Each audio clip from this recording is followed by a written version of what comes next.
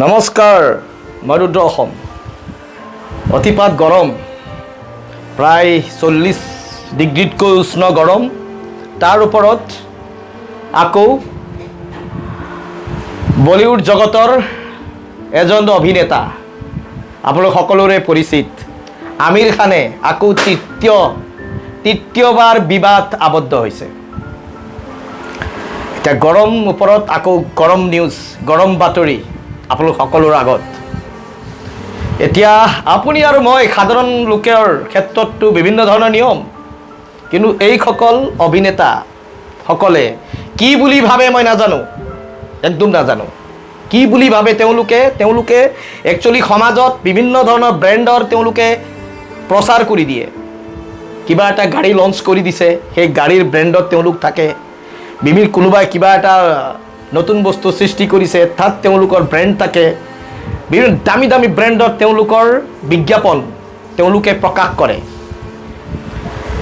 আৰু এতিয়া তেওঁলোকে সেই ব্ৰেণ্ডৰ বিজ্ঞাপন প্ৰকাশ কৰাৰ ক্ষেত্ৰত তেওঁলোকৰ অগ্ৰণী ভূমিকা থাকে। বহুত লাখে লাখে টকা তেওঁলোকে পায়, কিন্তু তেওঁলোকৰ যিটো কিছুমান কাণ্ড কাৰখানা, এতিয়া তৃতীয় বিবাহ শুনিবলৈতো আচৰিত।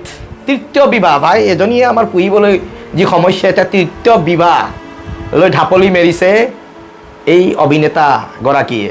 এতিয়া মোক তেওঁ হয়তো কিবা তেওঁ নিজৰ ব্যক্তিগত জীৱন টকা পইচাৰে পৰিপূৰ্ণ, মই তৃতীয় কি চতুৰ্থ পঞ্চম সপ্তম গোটেই বিশ্বতে মই এজন বিবাহ পাশৰ গৰাকী হৈ পাৰিব।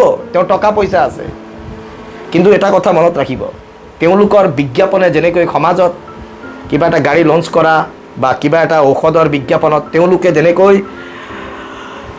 অংশগ্ৰহণ কৰে, তেওঁলোকৰ যিটো ভূমিকা থাকে, সেই ভূমিকাৰ ক্ষেত্ৰত কিন্তু এই তৃতীয় বিবাহ সমাজত কেনেধৰণৰ মেছেজ দিব, কেনেধৰণৰ বাৰ্তা দিব, সেইটো কিন্তু লক্ষণীয়। কিন্তু সমাজক প্ৰত্যেকজনক কৈছোঁ, আমিৰ খানৰ নিচিনা তৃতীয় বিবাহৰ ক্ষেত্ৰত কিন্তু আপোনালোকে আগবাঢ়ি নাবাঢ়িব প্লিজ। তেওঁ তৃতীয় বিবাহ পাতিছে, আপোনালোকে নাপাতিব।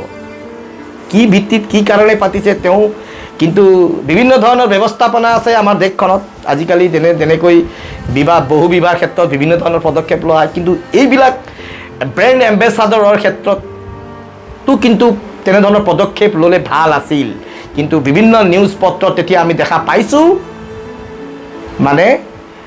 আমিৰ খানে তৃতীয় বিবাহ হাঁহি পৰিয়ালৰ মিলা প্ৰীতিৰে পাতিছে বুলি ইতিমধ্যে বিজ্ঞাপন প্ৰকাশ কৰিছে। আমি পাইছোঁ, তেওঁৰ মুখেৰেও আমি শুনিছোঁ। শুনি দুখ লাগিছে, লাজ পাইছোঁ। মইতো কিন্তু লাজ পাইছোঁ। আপোনালোকে লাজ পাইছে নাই জনাব।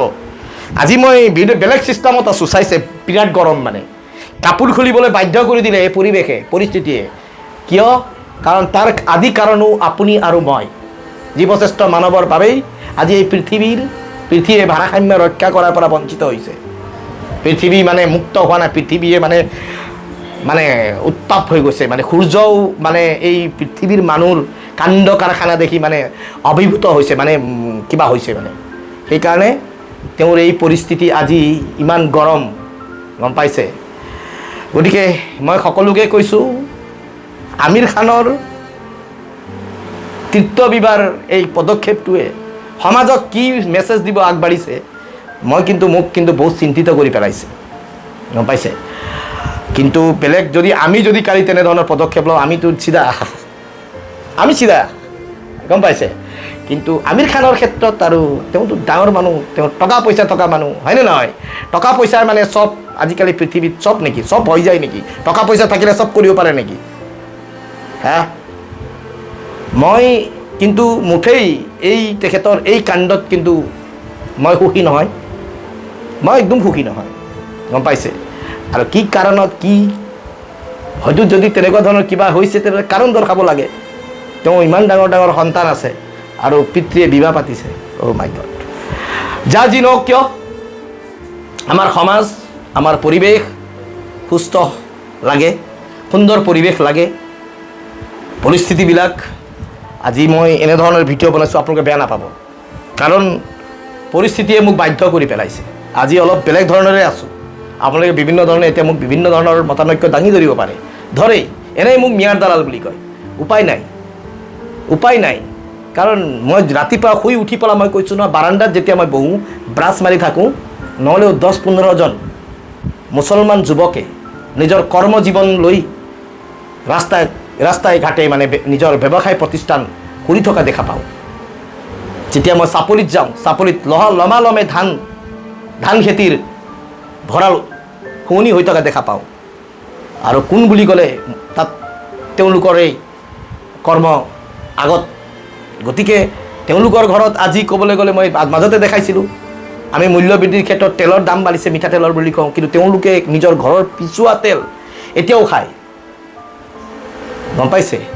গতিকে সেইবিলাক কথা লৈ মই আপোনালোকৰ মাজত ভিডিঅ'বিলাক নিৰ্মাণ কৰোঁ। কাৰণ এইবিলাক ভিডিঅ'ই যে আমাৰ সমাজত বিভাজন নহয়, তেওঁলোকৰ আদৰ্শৰ আমিও কৰিব নোৱাৰিম নেকি? কি আমাৰ সেই শক্তি নাই নেকি কাম কৰাৰ?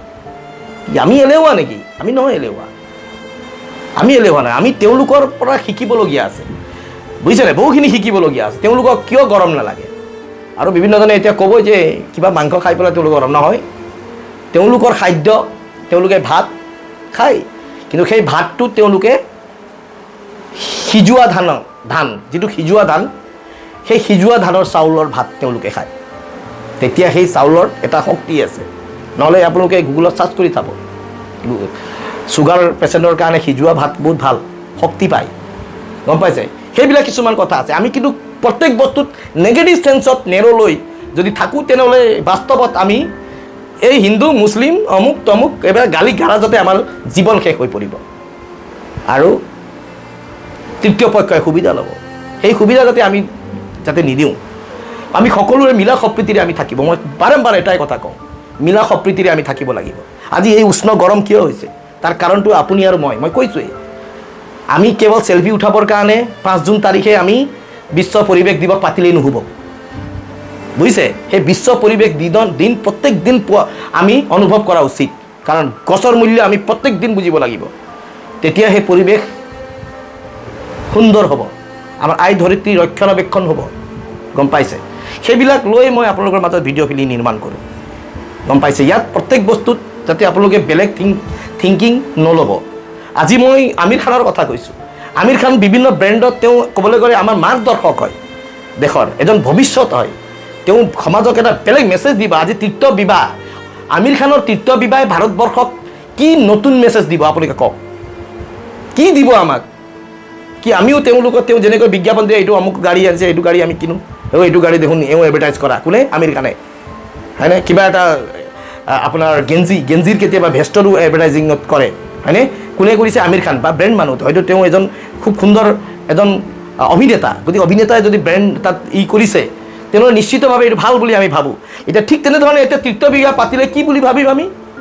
তৃতীয় বিবাহ আমি পাতিব লাগে, তেওঁ পাতিছে, একাংশটো সেইটোৱে ভাবিব ন, একাংশই ভাবিব আমিৰ খানে পাতিব পাৰে, আমি নোৱাৰিম। এনেকুৱা ভাৱধাৰা আজিৰ মানুহৰ আছে, নথকা নহয়। সেইবাবে মই আপোনালোকৰ মাজত কৈছোঁ, এই যিটো পৰিৱেশ আমিৰ খানে আনিছে, সেই পৰিৱেশ প্ৰতিৰোধ অসমৰ কিন্তু প্ৰশ্ন আছে। সেই প্ৰশ্ন মই কমেই আপোনালোকে যিমানবাৰ মোৰ ভিডিঅ'ক আপোনালোকে পৃথিৱীত ঘূৰাই হিন্দীটো যদি ট্ৰেন্সলেট কৰাই দিয়ে, আমিৰ খানে যদি শুনে, মই তেখেতক কৈছোঁ, ভাই আপুনি মহান ব্যক্তি, আপুনি তৃতীয় বিবাহ পাতিছে, আপুনি মহান কাম কৰিছে, কিন্তু সমাজত আপুনি কি মেছেজ দিছে, নৱপ্ৰজন্মক আপুনি কি মেছেজ দিব আগবাঢ়িছে, সেইটো কিন্তু আপোনাৰ পৰা আমি প্ৰশ্ন বিচাৰিছোঁ, সেই প্ৰশ্নৰ উত্তৰ বিচাৰিছোঁ। সেই উত্তৰ আমাক লাগে। গতিকে এই বিশেষ ভিডিঅ' আপোনালোকলৈ আগবঢ়াইছোঁ। মনটো ভাল নহয়, কিন্তু উপায় নাই। কিছুমান বস্তু সমাজত কৈ ভাল পাওঁ, শাৰীৰিক মানসিক অলপ চাপ আছে। তথাপিতো মই এজন কণ্টেণ্ট ক্ৰিয়েটৰ হিচাপে ক'ৰবাত কিবা সমস্যা অনুভৱ কৰিলে মই এনেকৈ আহোঁ। আজি আহিছোঁ কাৰণ সেই প্ৰযোজ্যবোধ অনুভৱ কৰি আজি আহিছোঁ, সেইকাৰণে ভিডিঅ'টো নিৰ্মাণ কৰিছোঁ। মই চুপচাপ থাকি ভাল নাপাওঁ, মই আগত আহি কথা কৈ ভাল পাওঁ, গম পাইছে? মই আমিৰ খানে তৃতীয় বিবাহ পাতিছে বুলি সেই ভিডিঅ'টো শ্বেয়াৰ কৰা মানুহ নহয়, গম পাইছে? মই সেই বস্তুটো বিশ্লেষণ কৰাৰ বাবে মই ৰাইজক মই এৰিছোঁ, যাতে আপোনালোকে কিন্তু তৃতীয় বিবাহ নাপাতিব, মই সকলোকে কৈছোঁ।